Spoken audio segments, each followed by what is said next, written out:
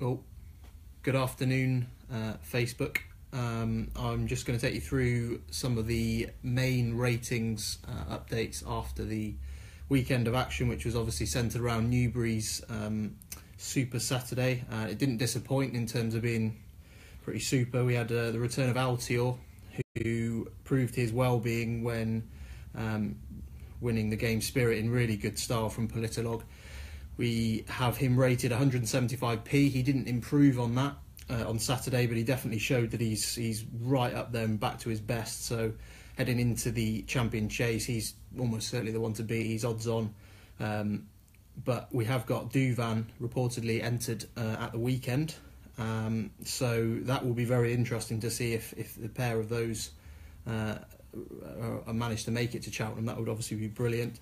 Duvan was rated 182 at his peak on Timeform ratings, and Altior's 175p. So obviously, if Duvan was at his very, very best, then Altior would have to improve. But we've got him on a rating that suggests that we probably haven't even seen the best of him yet, because he's just simply hasn't had enough of a test over fences to really get to the bottom of him. He's just been so good, and he's just essentially just destroyed everything that's been in his path. So that's Altior. The other big returning hero was Native River, who we've got rated 170.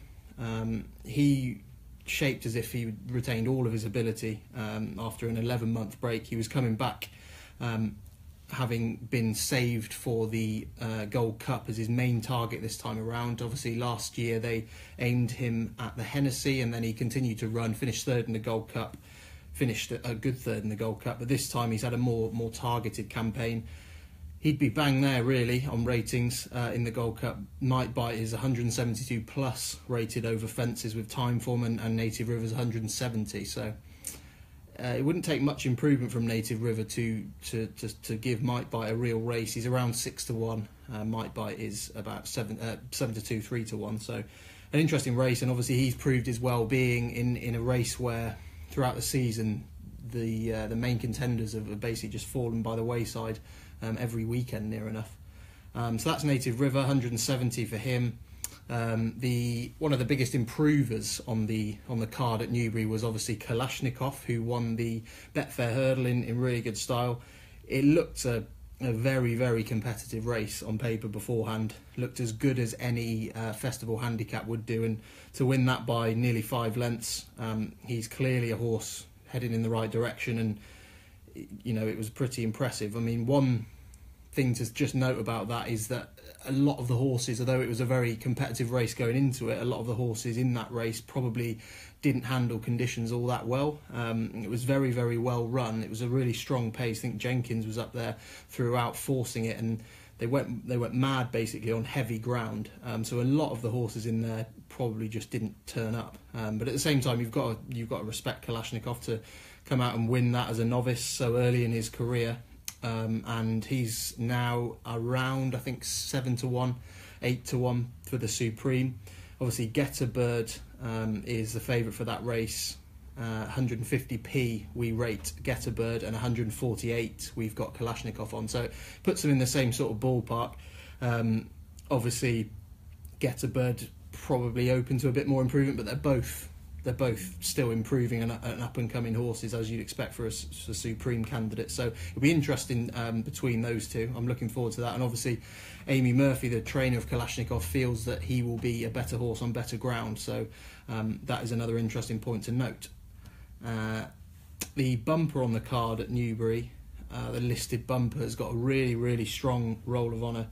The likes of Alpha Off, Shut the Front Door, Definitely Red, and Barter's Hill, and Ballyandy, in fact, have all won the race. And in the Barter's Hill renewal, I think Bouverdare and Altior were second and third. So just shows you the sort of classy horses that particular listed bumper produces. It's essentially the strongest bumper in running in Britain, apart from the ones at the 2 spring festivals. So AC Milan, the winner of this year's renewal, in impressive style at that, won by 11 lengths in the end. I mean, to do that in that calibre of race, obviously we don't know if it's going to be anything like as strong as it has been in previous years, the same bumper, but he's now rated 121. So he'd have really strong claims, leading form claims for either the champion bumper at Cheltenham or the Grade 2 bumper at Aintree, depending what connections do. Obviously, it's going to be much quicker ground, you'd expect, at both of those venues in the spring, and he has only raced on soft and heavy ground, so that would be a slight caveat really to his chance. But at the same time, he's absolutely destroyed a good looking field in a race that's usually very strong. So that's AC Milan. He's rated 121. Over at Warwick, we had Saint Calvados, who does now look the leading British Arkle challenger after bolting up in the Kingmaker by 22 lengths in the end. He is now rated 158p. We had him rated pretty highly on his Newbury win before that, which was only a handicap, but the way he did it, off a mark of 147, marked him down as essentially a graded winner in waiting, and he did that at Warwick. He probably didn't even have to improve to do what he did, but the way he did it just confirms the overall impression of how exciting he is. To win by that amount of lengths is seriously impressive. Obviously, he's 158p. He's around, I think, sixes and sevens for the Arkle. He's the best in Britain that we've got. Footpad is the best Irish contender for that race. Footpad is 165p. Obviously, he's contested better races on the whole than Saint Calvados, so he's been able to produce a higher rating. But between the two, £7 between the two, both are open to improvement.